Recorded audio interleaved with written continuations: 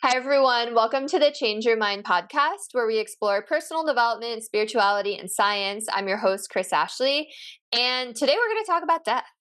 And for those of you who have been following me for a while, you know that I have gone down rabbit holes when it comes to reading about near-death experiences and shared death experiences, and I've shared my own experiences with that. And we've had a couple death doulas on the show as well. So I think the audience is pretty familiar. We're going to talk about it from a different point of view today, though. So stay tuned. It's going to be a good conversation. First, a couple quick announcements. Head over to the links in the show notes. You are going to find a wealth of information. You will find links for my lovely guest. You will find links to stay connected with me on social media, to buy my book, Change Your Mind to Change Your Reality. It was endorsed by 3 experts from the film The Secret. It was endorsed by John Gray, who wrote Men Are From Mars, Women Are From Venus. So go check it out. You'll find ways to sponsor the podcast, find free downloads, courses, coaching, all of the good stuff. And as always, this podcast is part of the Los Angeles Tribune Podcast Network. So we are doing a lot in the personal development realm. We have some amazing live events and virtual events coming up. Lots of other cool podcasts in the network. So stay tuned with what we're doing. What if the one thing keeping you stuck is the way you think? Welcome to Change Your Mind with Kris Ashley, the podcast where science meets spirituality and mindset becomes your most powerful tool for transformation. I'm Kris Ashley, author of Change Your Mind to Change Your Reality, trainer, speaker, and lifelong seeker. For years, I battled trauma, depression, anger, chronic illness, low self-worth, and the weight of old stories. Until I discovered how to rewire my mind, reconnect with my divine nature, and consciously create a new reality from the inside out. This show is here to help you do the same. Each week, we explore the intersection of personal development, spirituality, and science, diving into topics like healing, emotional mastery, entrepreneurship, resilience, and the quantum nature of reality.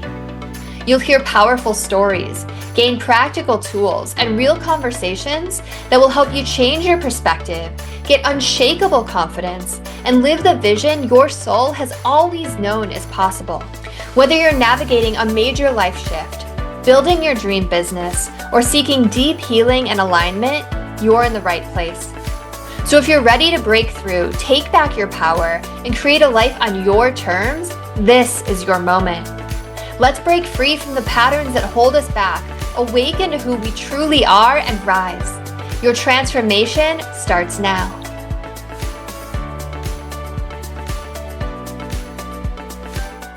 All right. So with me today, I have Dr. Kimberly Harms. So Dr. Kim is a renowned best-selling, award-winning author and international speaker, specializing in grief, conflict resolution, and legacy planning. Dr. Harms has been a dedicated grief counselor, civil mediator, and death doula, offering support and guidance to individuals navigating challenging life transitions. Her multifaceted approach to addressing grief and conflict is informed by her deep understanding of human psychology and her compassionate nature. Dr. Harms is committed to challenging societal norms surrounding death and end-of-life planning. Through her speaking engagements, she endeavors to move audiences beyond the prevalent death-denying culture and empower them to embrace open conversations about mortality. So welcome, Dr. Kim. I'm so happy you're here with me. Thank you so much, Kris. It's a pleasure to be here. So I always start all of my episodes the same way, and that is by asking my guests, what is your origin story? So what is it that put you on this path to write several books about death and to be a death doula and someone who's really focusing on this? Well, I lost both my mother and my son to suicide, which was absolutely shaped my life. I lost my mother the first time to mental illness. She was institutionalized when I was 6, and then she took her own life when I was 17. Then I got married to a great guy, had 3 wonderful children, and then on January 31st of 2009, I lost my amazing son Eric, who was a student at Columbia University. He had just had the best semester ever. This kid everything was going well for him. He was a National Merit Scholar. His first semester made the dean's list. He was elected to student government at Columbia. He was accepted into the jazz program so he could play jazz piano, which was his favorite thing to do. Everything was going great. He came back on top of the world after his first semester and went back. And 2 weeks later, 45 minutes after the final breakup with his girlfriend, he took his own life. That impulsive nature of jazz, as a jazz pianist, is impulsive. That's part of what makes him so good. And that brain that was not quite fully formed in the area of critical thinking, he's 19, just was a horrible fatal cocktail, and our lives just exploded. We couldn't ever imagine this, and it just something that we went down deep into that grief pit. And then my husband, who had just had a liver transplant 6 months before my son passed away, his heart gave out shortly after my son died. And of course, you don't get a liver if your heart's bad, so they were checking out his heart pretty well before they gave him his liver. And so a year after he had a liver transplant and his heart checked out as great, he was getting set up for quadruple bypass surgery, a valve replacement.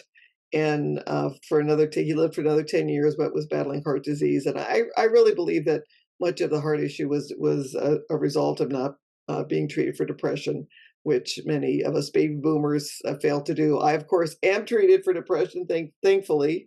And so I had to spend my life re-identifying myself. When my mother died, I was no longer a daughter. When my son died, I no longer had a son. Husband died, I'm a widow.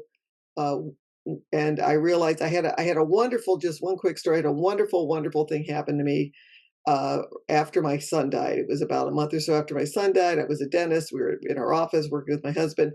And you're triggered a lot as a dentist. You see a lot of people. They all knew my son. He was well loved in the community. And so we talked about him all day long, which was hard. And I got out of the office, I was exhausted, and my husband was having a very serious discussion with his cousin right outside the door of our office. And all of a sudden, the cousin turned from my husband, and he came up to me and he was wagging his finger in my face. And I was shocked because, I was a grieving mother. I wasn't used to this. And he said something to me that really changed my life. He said, "Don't you ever let your remaining children feel that they are not enough. Don't you do that to them." Yeah. And it hit me like a lightning bolt, because when you have a catastrophic loss and your world has exploded and you're at the bottom of the grief pit with maybe trying to suck up a little bit of mud, at the bottom, you just can't eat, you can't sleep, your world has been destroyed. Your worst nightmare is now your reality. When you're in that place, you sometimes, get settled there. And I kind of expected to spend a lot of time at the bottom of the grief pit. And kind of thinking, well, why get out if you're just going to get pushed back down again? Because we'd had some traumatic years. Yeah. But I realized at that moment that I couldn't do that, because I had two daughters that I love so much, and my husband who I loved, and they were suffering too. And I realized that the grief that I had would affect their grief. My husband's cousin felt that he lost his parents at the same time as he lost his brother, because he lost his brother when he was young. And I was determined not to do that to my children. So that was a moment that forced me to think beyond myself, to realize what my grief was doing to other people, and forced me to fight, kick, claw my way out of that grief pit to get to a point where, I can breathe fresh air again. It wasn't easy, it took years, but I just want to recommend to everyone who's out there that's going through a catastrophic loss that it is totally worth it to do the work necessary, because it's a lot of work, and take the time necessary to climb out of that pit, because the air is a lot better up here. Oh, thank you so much for sharing your story. I'm like over here tearing up as you're talking. That's so devastating. And we talk a lot about on the show that, like, things happen for a reason and you can like grow from things, but like that is just like so heartbreaking to lose a child. And I'm really sorry that you went through that. And I'm grateful for the work that you're out there doing right now. And I have heard similar things of people I know actually, who have lost siblings, some actually to suicide, some to drug overdoses, where they felt like they lost their parents too. And it destroys families, and couples often split up, and it's the other kids have to grow up quickly if they're younger, and it's pretty amazing that you got that wake up call, even if in the moment it was like very off-putting. Um, so I know that there's not a simple answer, but how did you get out of that grief pit? Like, where did you even turn, or like, what was the most helpful thing? Well, interestingly enough, a year after my son died, we were going through I lost my brother, my husband had cancer, my son died, and then a year after my son died, I developed nerve damage in my drilling fingers. I'm a dentist. So I was at Mm, the Mayo Clinic a year after my son died. I was also the major support for my family since my husband was still ill. He was recovering from liver cancer and liver transplant. So I lost my profession, and I was president of the Dental Association a few years back here in Minnesota. It was a big identity for me, yeah. and that was gone too. In one day, that was gone. So I had a little time on my hands. So I decided to study to be a grief counselor. So I did. And as I was studying to be a grief counselor, I came across something that just struck me that not a lot of people talk about. We hear a lot about the stages of grief, the Kubler-Ross stages of grief. I think most people know that. But a man named Warden created the tasks of mourning. And I Hmm. like tasks because tasks makes you think I have to do something. I have You're some like, I control. could check that off I my can work list. at it. I can work at it, right? Stages are like, I go through, I'm in this stage now, but task to me is something I can grab onto. Sure. And it made a lot of sense to me. And he had 4 tasks of mourning. The first task was acceptance, which is Kubler-Ross's last task of grief, interestingly enough. Hmm. Accepting the loss, which is really hard when you've lost a loved one, to just accept that he's gone. He's gone. I can't do anything to get him back. He's gone. So the first task is acceptance. The second task is processing the grief. Oh, that's the hard part. When you go through something like that, I kind of wanted to be like Rip Van Winkle and just go to sleep and wake up at 20 years and I'd be okay again, right? But even if I woke up at 20 years, I wouldn't be okay again because you have to process the grief. You have to work through it. It's hard. It's painful, but it can be done. It takes work. It takes a lot of work. And so I kind of grabbed onto that. The next stage is coming to terms with your new reality, which you do as a mother that's lost a child, and particularly as a widow, when all of a sudden you're not even part of a couple anymore and you're living alone. I got married at 19. I was married for 44 years. And now I'm alone. Nobody knows if I go to the grocery store or where I'm at. It's a whole new thing to be a widow and to be alone. And 75% of married women become widows because the men tend to go first. So a lot of us are going to face that. And then the last task is to find a place for your loved one in your heart, and where you can think about your loved one, talk about your loved one in a way that does not affect how you view the rest of the world. So basically, it's removing that shroud. When anyone that's been through grief, you kind of know you see the world through a shroud. You're kind of like a zombie. You're like dead on the inside. And you're just trying to focus on the outside. So the end result, there is an end result. There's a goal. There's a goal to these tasks, and that is to find that place for your loved one in a way that allows you to live in the moment and be there for the people around you. And I just love that model, and I kind of clung to that model, and it worked for me. And that has been helpful. It's helpful for me to set a goal and to know where I'm going. I love that so much. And I'm over here like tearing up. I have to just like tell you this conversation's coming at like such a good time.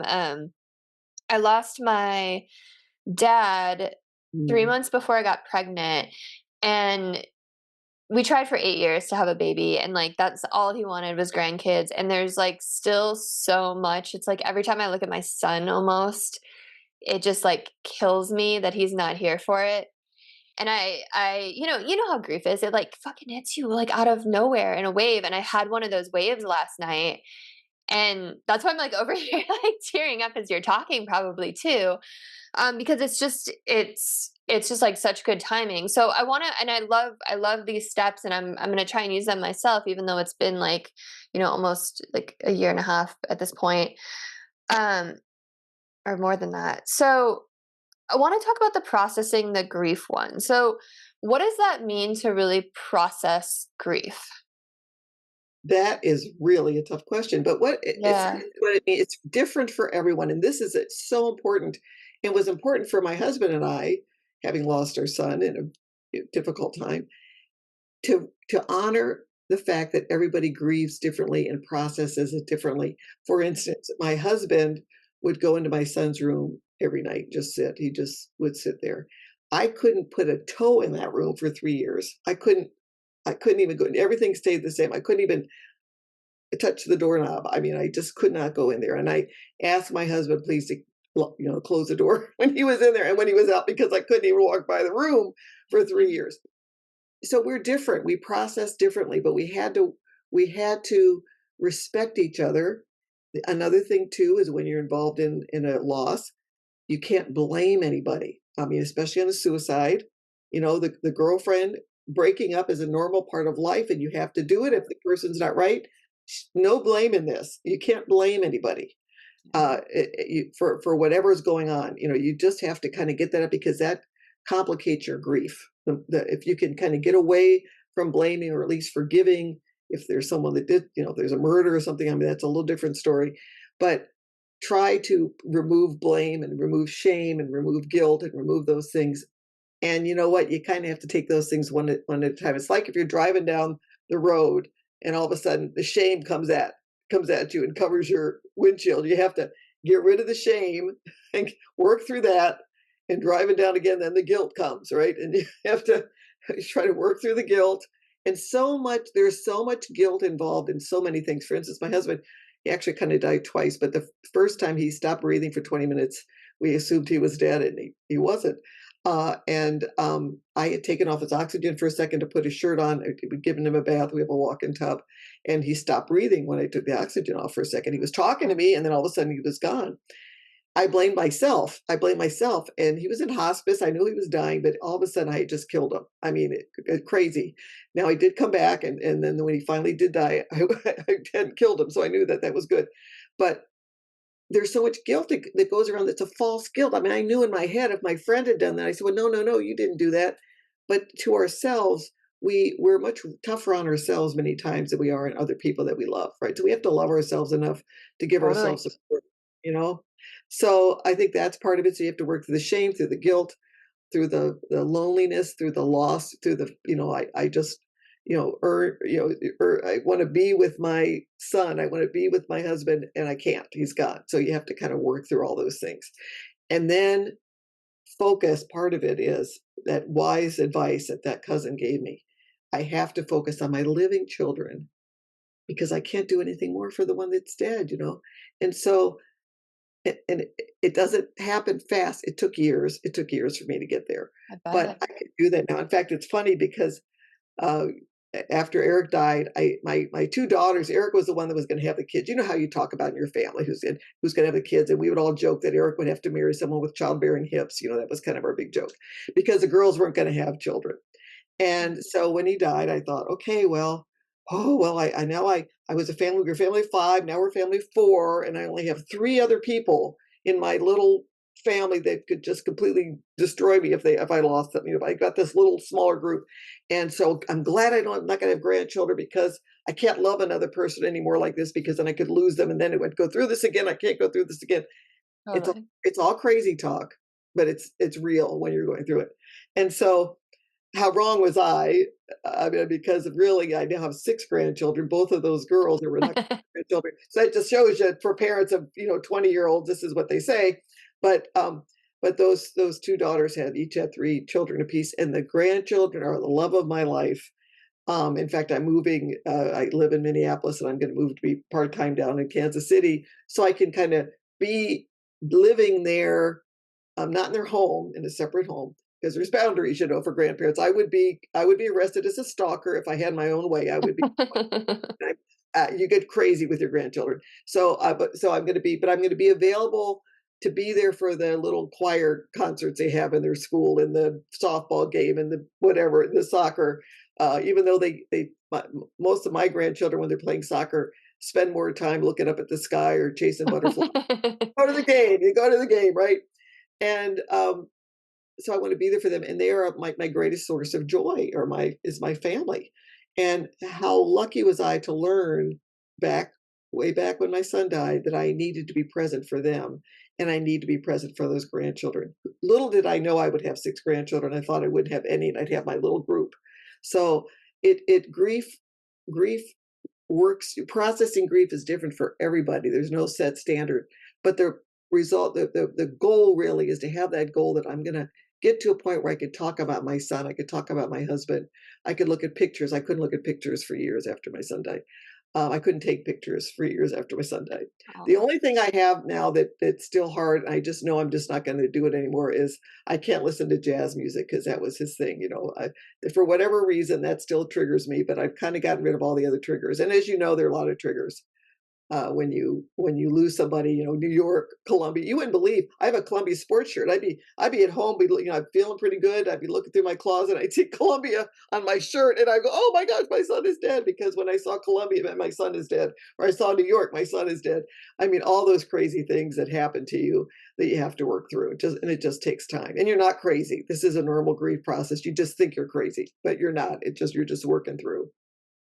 yeah. Yeah. Thanks for sharing all that. It's so true how people grieve differently, and also like going back to the stages of grief, it's like those aren't linear, right? Like they come and go, and like I feel like I lived in anger so much after my dad died. Like at the funeral, I was like, I don't want anyone to tell me they're sorry. Like I said that in the eulogy, and like um Yeah. I realized, well, so he had a choice. He could have gotten a feeding tube and lived, but he decided not to. So there was like that anger there. It was like, come on, just keep fighting, you know? But I never said that to him. I was like, I support any decision you make, you know? But I didn't realize it was something that made me so angry until like after he was gone. Um, so okay, I like these other steps though. So find a place for your loved one in your heart. What does that mean to you? Like how have you been able to do that? And I know maybe you've yeah, tell me a little bit about that. Well, you have to realize I'm a little bit of an overachiever. You don't really have to go as far as I've gone. With my son, we now have 65 Eric Harms memorial libraries all throughout Rwanda. There are over 350,000 books and computers, and there's schools all over Rwanda in his name. So We were cool. able to do that, and I've been able to go to Rwanda. And actually, the Rwandans have been my best grief counselors because they overcame a horrible genocide in 1994. And I was able to visit them 16 years later with delivering our first libraries. And I realized here's a culture, here's a whole group of people that survived a genocide. Their entire families were wiped out. They were raped. Their houses were burned down. Everything that you can imagine, terrible thing has been done to them. And yet here they are, 16 years later. They did punish their perpetrators. They were in jail, but they realized they were coming out in 20 years and they would have to forgive and reconcile. Now, how do you forgive that? How do you reconcile that? But they realized that if they didn't do that, if they didn't it's kind of like what I was told when I got the finger in my face. If they didn't reconcile and forgive, their children would grow up in the same environment that they did. And so by doing that, they now have a peaceful country. In fact, I go to Rwanda by Wow. myself quite a bit, and my friends go, "Oh my gosh, you go to Rwanda by yourself?" And I say, "Sure." I said, "Do you go to Canada by yourself?" And they go, "Yeah, we go to Canada by ourselves." And I said, "Well, Rwanda and Canada have the same State Department safety rating.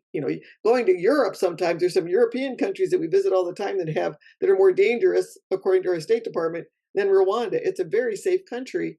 And here it is surviving that horrible genocide, and it's surrounded by countries that are not so safe. But they did that work because they thought of their children, and that was such a lesson to me. And so Eric's and I have now with when Jim died, we've got some dedicated to Jim too. So I kind of had that system. Eric loved books, so did Jim. And I talk to my grandchildren and my daughters about both of them quite a bit. They know about their Uncle Eric, and I even have now a grandson, Eric. And when it for Christmas, for instance, when I give them a gift, it's from Nana and Angel Pop Pop. So I still talk about them. I talk about both of them, and then I also talk to my children about the fact, one day I'm going to die too, and I won't be here, and I want to make sure you need to stay happy, and I want you to have a good life, Think of me when you have joy in your life, and then that's the best legacy you can leave for me. So I talked to them because I want them to be resilient. I feel that when you're dealing with the suicide, sometimes that resilience wasn't there for some reason. That resilient part that would help us survive a breakup, which is very traumatic when you're 19. I think that was a missing piece, and so I just have more desire than ever to bring that to my grandchildren and to my other children. Yeah, that makes sense. That's really amazing what you've done with the libraries. So, and I understand like seeing a group who has gone through something. I mean, we don't compare traumas, but like something horrible, and seeing how they've overcome it as a group too is pretty amazing. That they've like collectively been able to overcome that is really inspirational, and it kind of puts things a little into perspective. But why Rwanda? That's so interesting. Like, is there a connection there? Well, there wasn't, and when the genocide occurred, I was busy raising my kids, and oh my gosh, this is terrible, just like other Sure. tragedies that we see. But right after Eric died, I was sitting at a prayer breakfast, and there was a woman from Rwanda sitting next to me, and she told me about the family that died, her 2 daughters and her husband that were killed and murdered. And then she told me about her new family because in Rwanda, the families kind of adopted each other. The orphans were picked up by the Oh, mothers and fathers that had lost children. They kind of just reconnected families, and that's what they did. She married another man and adopted 2 children. Now she has a new family, and okay. You didn't tell me I needed like tissues I with know, me I for know, this like but you conversation. can imagine if you had just lost your child. Just imagine after your father's death, and you're sitting here looking at this woman right in the face who had lost her whole family was wiped out, was murdered, and she is sitting there with joy on her face because when you're in that Yeah. depth of depression, when you're in the pit, you don't think you're ever going to smile again. You think, how in the world I'm never going to be able to have joy in my life. And here she was, just dripping with joy, talking about her new family. That's And so I thought, what the heck? And then a couple weeks later, somebody gave me a book called Left to Tell by Immaculée Ilibagazi, a story about her survival in a bathroom with 8 other women when the murderers were all around them for weeks trying to find them. Amazing story. So here I am, Rwanda again. What the heck? And then I had lunch with one of my very dear friends. Her name is Pam Papastanik, and she was on the board of Books for Africa, and she had gone to Rwanda before the genocide. And she said, "You know what? I always wanted to bring libraries to Rwanda. Maybe let's start fundraising to send some libraries to Rwanda through Books for Africa." And I said, "That sounds great," because Eric loved books. He would go to libraries and pick up their classic literature that they would toss out. He was like a Latin scholar. This kid was that's very, cool. and so it just was a perfect way to remember him. And we got started, and we went down to visit Rwanda as these libraries were getting ready to come in. And I just fell in love with the people. When they found out I had lost a son, and the reason I was bringing these libraries was because I had lost my son, they just surrounded me with so much love. I can't even tell you the love that these people had who had lost so much. I mean, who had been through a tragedy none of us could even imagine, and yet they were loving me. They were hugging me. They brought me into their circle, and it really was a moment that again helped me in that healing journey to realize I'm not alone. Because when you go through these things, you kind of feel like you're alone. In your head other people have suffered through this too, but you feel very much alone. And when you can be with people who have been through, I'm really a supporter of groups, that have been through the same things. When you've been with people that have been through similar things and they hug you and accept you, there is just a wonderful accelerator to your healing when you can be among people that have suffered through the same things. That's so beautiful. What a beautiful example of just humanity. Like the best parts of humanity, right? Yeah. I mean, the fact that you had three different urges, like three different like little hints from the universe or, God or whatever you believe to just kind of go there. Like you were meant to go there for your healing. That's really, really amazing. Did you write a book about that? Because you should totally write a book about that. Well, I've written books. I have one called Naomi and the Widows Club, which is a support group. It's a Christian devotional for widows. It's a whole year just support for widows. And again, I recommend people get in groups with like-minded people that have been through the same thing. And I have that recorded in that book. But I also have in my book, Are You Ready? How to Build a Legacy to Die For, which is, once my husband died, I said, well, what do I do now between menopause and death? What's the plan? I don't know what to do because I don't have, I'm not really getting ready for death because you want to pretend that doesn't happen, but you kind of have to. And so I wrote that book, and in that book I tell my story because your legacy is your life, and everything you do, every interaction you have is your legacy. And so I really want to encourage people to start thinking about living with their legacy in mind. Not what the world can do for you. What can you do for the world? What can you do to help live with that legacy in mind in every interaction that you have? Because I think that when you do that, when you give love to other people, it comes back.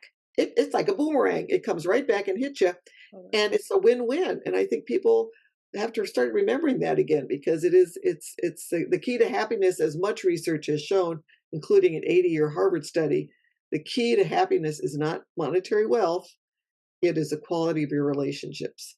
And so, building those relationships is a legacy everybody can build during their lifetime. I love that so much. And so is serving and giving, right? Like that brings people so much joy. Uh, And I love that. I guess when I kind of read your bio, I was thinking legacy, like, okay, creating your will and stuff, but like, I love that. Like, what are you going to say? So one of my best friend's husbands just lost his dad recently, and I was watching, they live on the other side of the country, and I had a newborn, so I couldn't go to the funeral, but I watched it online, and I was just like so struck by all of the speeches, and they were talking about what an incredible person he was, and it made me think about that too. I'm like, wow, what are people going to say at my funeral? Like and no, it's a real thing. Yeah, it's such a great mindset to go through life with. Yes, and part of that, when you're preparing for the fact that I'm going to go sometime, you do have to get all your financial stuff in order as well because almost over half of Americans have some sort of conflict surrounding the death of a loved one. And if you can get all of your affairs in order, and write them down so that, if you're not going to, if you don't want a feeding tube, if you can say that when you're healthy, so that you're not feeling at the time of your father's death that, oh my gosh, he's making a decision based, his brain isn't quite working because he's in pain or whatever. When you make that when you're healthy, it's so much easier to accept later. And so getting your will in order and making sure that as you divide things up, you're doing it in a way that's understandable, writing letters of intent so that people know. But the biggest thing for me was the greatest love letter of all time was written by Saint Valentine to be delivered after he died. And so we need to write letters to our loved ones, and when they're going through all of our stuff, to see, oh my goodness, here's a love letter to me. Here's a letter telling them how much they loved me. My mother loved me, my father loved me. You can kind of speak beyond the grave and including those. So that's all part of that legacy. Legacy is a big thing. And I just want to encourage people to just get it together, put it all in a binder, have it ready to go, and then you can relax and live your life and not worry about it anymore. Yeah, I love it. And I was gonna say, like, as you were talking, you know, if you're lucky enough to like know that something's coming, you can start to get your affairs in order and write that letter. But like, I don't know, then you closed it off, like just get it in a binder and be done. Like you could write that today.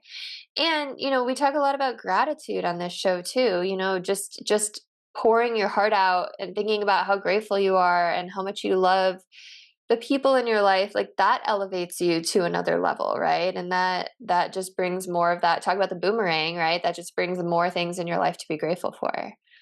Yes, and how many children want to hear from their parent how much they're loved, how much the parents were grateful for them, Every kid. how proud they are of them. We all want to hear that. We all need to hear that. And so you need to say it, first of all. So we live your legacy and say it.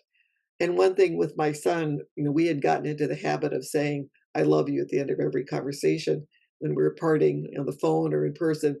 So my son, the last thing each of us in our family said to him was that we love him because we were getting off the phone. And you just never know if something's going to happen. Somebody could get hit by a car. And if you know that your last words were, I love you, that really helps with the healing process. Yeah, absolutely. Yeah. That would be really, really hard if the last thing was like a fight or something, you'd have a lot of guilt and shame to get over. But also knowing that we're here having a human experience, and sometimes that comes with fighting, right? So if you're listening and that's a thing, just like you were saying with the girlfriend. Um, so I want to talk a little bit too about coming to terms with your new reality. And you said something while we were in the green room that was interesting because you were talking about how, you're a widower and you had to cope with that, but like there's all these different points in your life where you have transitions, and you pointed out like now I'm a mother, and then like when your kids are 18 and they go off, and like I didn't think about it like that. So I'd love for you to just talk a little bit about like how do you find purpose in these new, like how do you even like go about finding your equilibrium when things are like so drastically changing in your life? Well, I think it's kind of like the word's task of mourning. I think they're tasks. And when you find yourself as a widow, what happens is, all of a sudden you're alone and you're not, your social standing is different because you used to do things as a couple and now you're by yourself and you don't always quite fit in with the couples. And then you wonder, where do you fit? What do you do? We all have a purpose and we all can go out and reach out and help in any capacity we have. And there's nothing that's bigger than another. You don't have to win an Academy Award or, a Nobel Peace Prize. Just it's the interactions you have with everybody that you have. So there are so many things out there you can do. Get together with people, find a reason to get up in the morning and to get out, because it's very easy just to stay in bed or under the bed or somewhere else when you're in that pit. Get up, get out, find a purpose, go out and help somebody else or go interact with somebody else. And there's a reason that many seniors go down to, the south part of the country, the Florida or Arizona or those places, and have villages where they're all together and they all mingle with each other and they get out. And I have friends that are down there that can do that. For me, I need to work. I'm a kind of a worker bee. So for me, it was like writing books and doing widows groups and things like that. That was what helped me. But everyone's different. But find your purpose, find what makes you happy, and just get out there and do it. Just do it. That's probably the hardest part, is to do it. Yeah, that's always the first step, right? Just forcing yourself to take action, because then as you take action, doorways open up and you meet people and you start to, you know, walk down another path, right? Walk down a different path.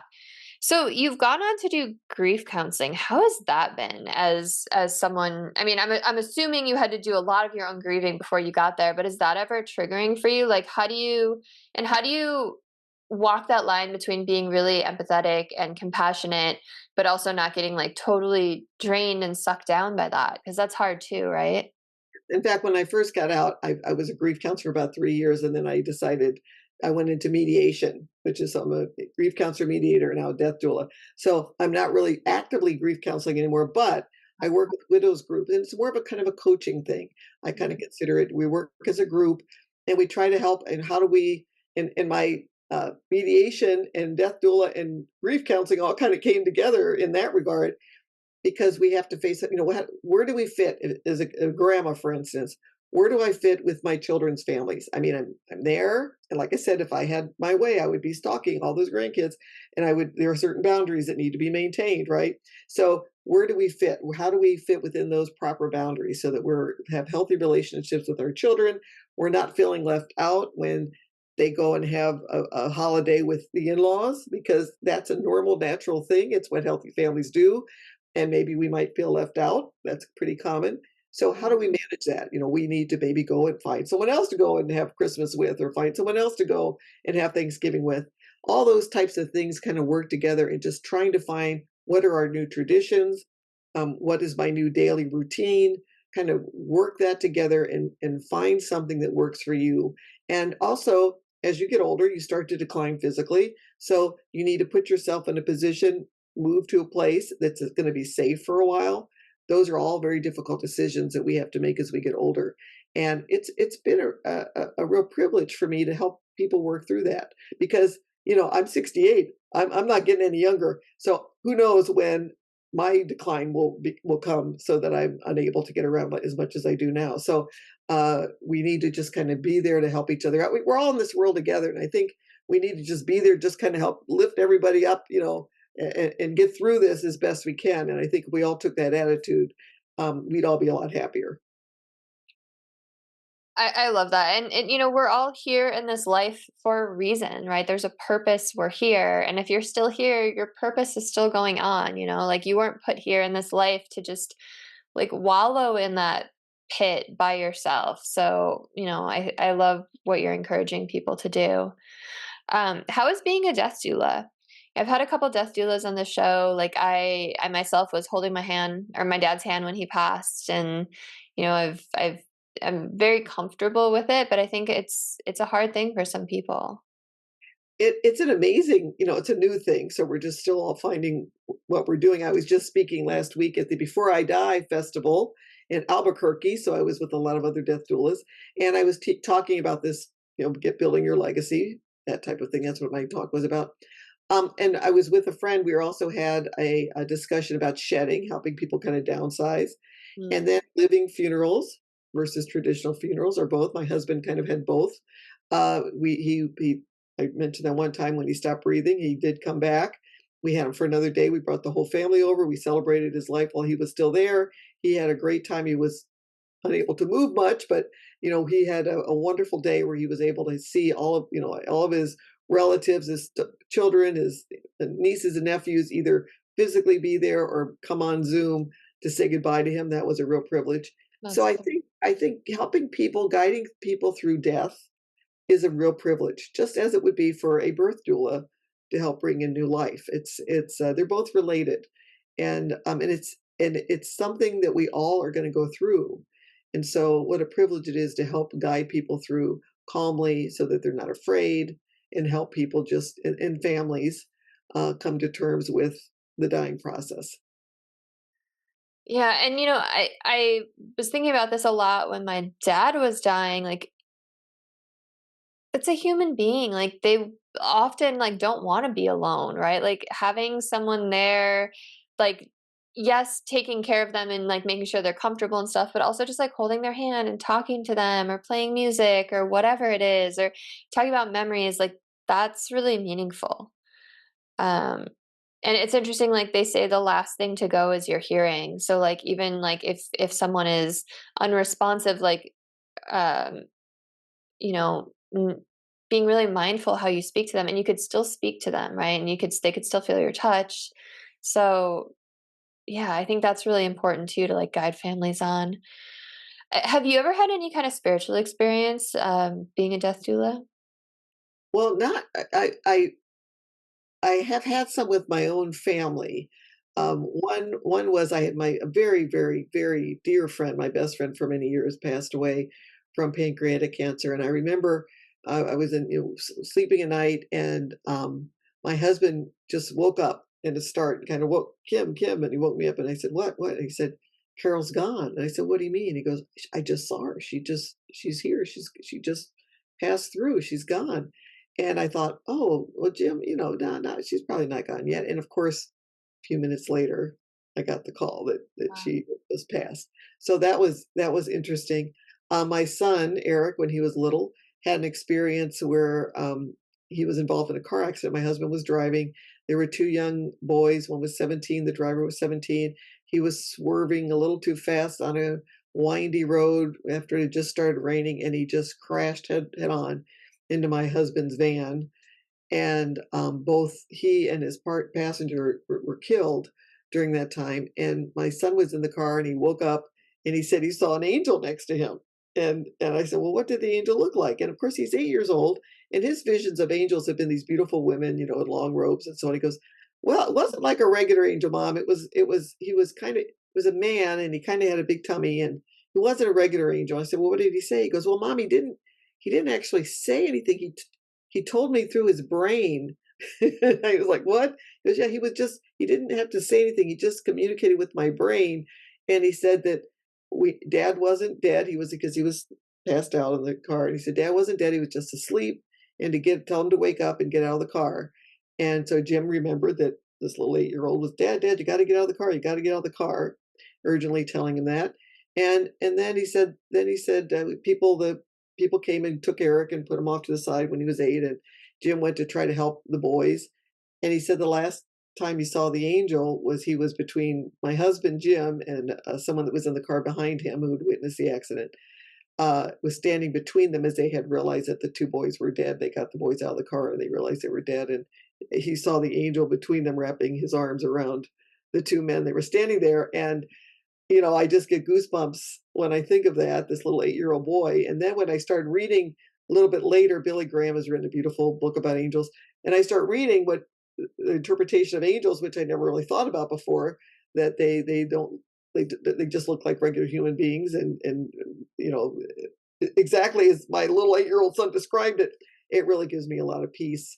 My the only thing I had happen to me after Eric died was a very vivid waking up in the morning, and I heard the phone ring, and I answered the phone, and it was Eric, and he said, "Hi, Mom," and any mother knows that you can tell how your child is feeling with the first syllable out of his mouth. You just Mm. get that, and it just like he was telling me he was in a good place. That's all that I heard. But my husband again had several really vivid dreams that were very interesting, and then we had three of Eric's friends from that didn't know each other, three different parts of the country, New York, New Orleans, and Minnesota, who had the same dream that he was coming to them after he had died, and saying, "Just tell my parents that it was an accident. We didn't mean to do it. Nothing they could have done."